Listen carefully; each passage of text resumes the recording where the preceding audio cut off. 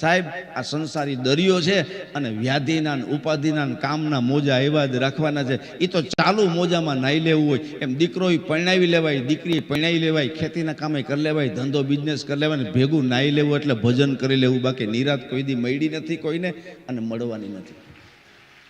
એ તો ચાલુ વ્યવહારિક કારમાં ભજન કરી લ્યો. બાકી કોઈને ટાઈમ નહીં મળે, કોઈને મળ્યો નથી, કોઈને મળવાનું નથી. એ તો ઘરના કામ થતા જાય, લોટ બંધાતો જાય, ગોયણા થતા જાય, રસોઈને દાળ શાક ભાત થતું જાય અને હરિનું નામ લેવાતું જાય.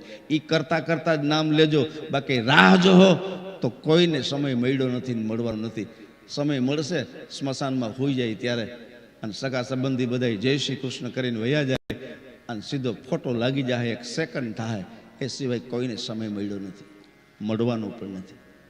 એ તો ચાલુ દરિયામાં મોજામાં નાઈ લેવું એટલે ભજન કરી લેવું. જિંદગી સાહેબ વીજળીના ઝબકારા જેવી છે.